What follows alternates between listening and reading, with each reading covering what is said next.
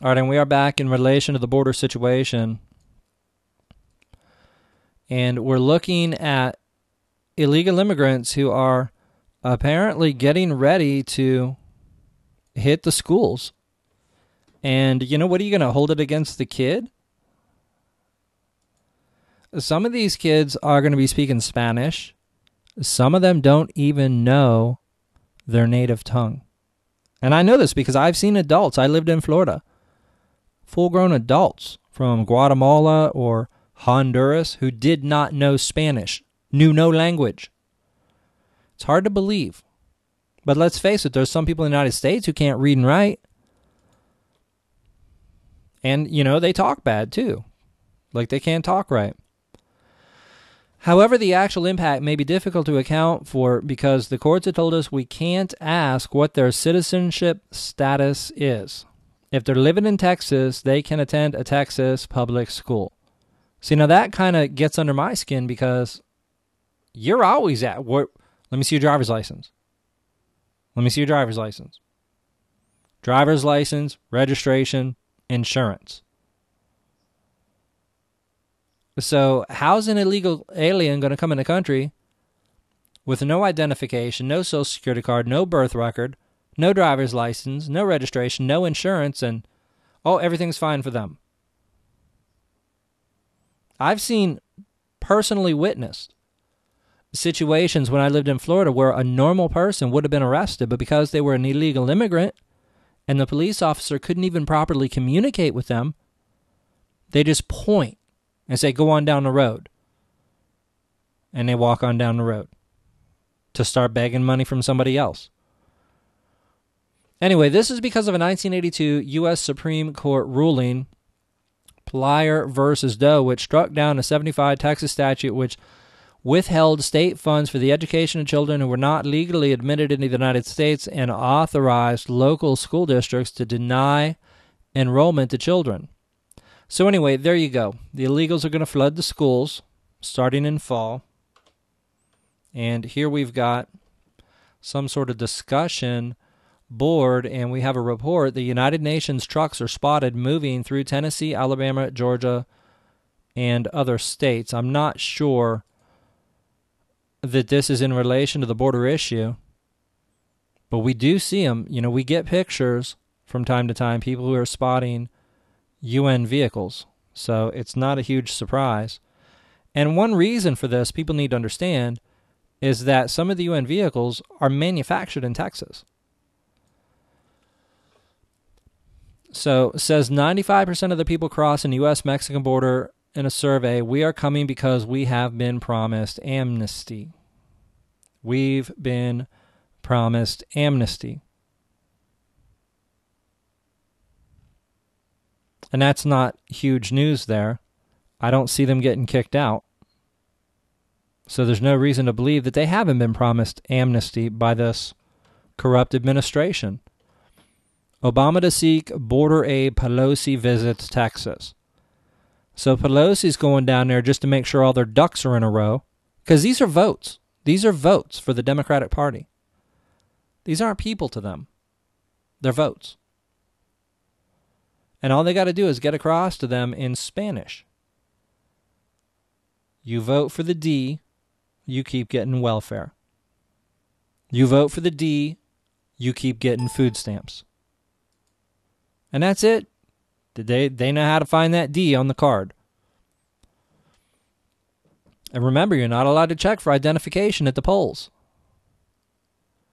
It's unreal, but it is real.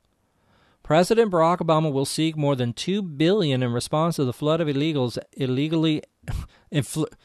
for the flood of immigrants illegally entering the United States through the Rio Grande, blah, blah, blah. With Obama looking to Congress for help with what he has called urgent humanitarian situation, Pelosi visited a border facility in Brownsville that held unaccompanied children, more than 52,000.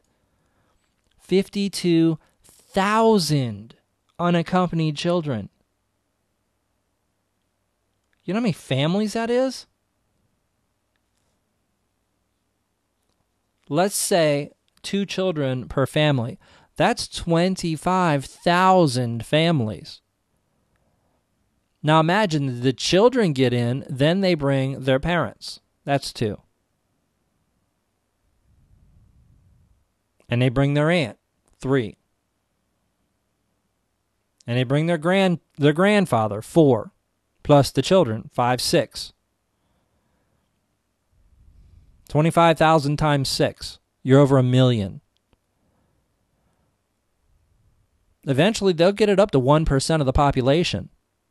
Now, remember, this 1 million people are concentrated in those districts, that part of the country. So we're not talking about 1 million people or 6 million people spread out nationwide. We're talking about focus, concentrated in an area. It's over. The Democrats are going to win every election there from now to the end of time. So, all right, moving along. Who's Gohmert? Gohmert goes to border, sees what Emperor Obama has wrought. And we have a picture here of your dictator opening the floodgates. Border Patrol being depicted as victims of the situation. But if they're victims, well, I guess they're just following orders, aren't they? They ain't doing anything to stop them. A Texas congressman has had a first-hand look at the porous southern border in which thousands of illegal immigrants are flooding the United States. U.S. Representative Louis Gohmert took a helicopter ride with Texas DPS, Department of Public Safety, to get a bird's-eye view of the Rio Grande area where illegal immigrants are being smuggled across the border. Gohmert, a Republican, was responding to what media reports described as a humanitarian crisis, blah, blah, blah. We're not seeing reports with the UN vehicles headed there now. Here we've got a website, Jefferson United Methodist Church, asking for donations in relation to the Texas border. I've got to encourage anyone who gives any donations to check out whether what you're donating to is legitimate or not, because, for instance, I'm in contact with Commander Davis of the Laredo sector, and Blaine Cooper was collecting donations for them and not giving them to the militia. So I don't know where the money went, but Commander Davis made it very public that Blaine Cooper is taking money and not giving it to the militia. And it was specifically collected for the Laredo sector. Now, who knows? Maybe he's holding it until they reach 4,000 or something. I don't know. But look, it's not rocket science to figure out who these people are. Who these people are in a militia, and get an address and just send them a check or send them some cash. And I think that's better than donating a bunch of money to an unknown organization. Because let's face it, in the liberty movement, we see it time and time again. They collect funds and then they just take it. We saw that with the truckers of D.C. We saw that with the Bundy Ranch. We see it all the time. People donate money trying to help people, and somebody runs off with the money.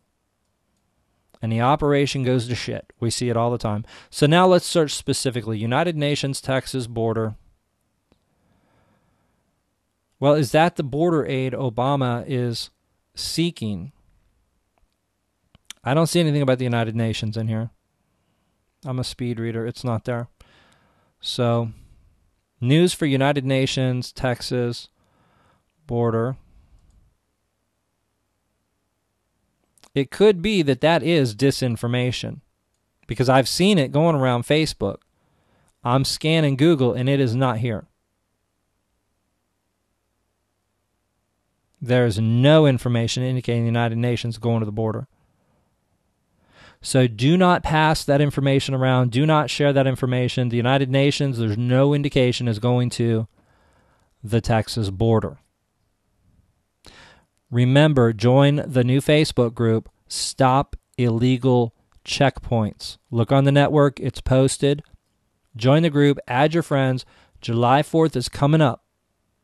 Find out where those checkpoints are that you can get to that are in your area. Publicize it in that group.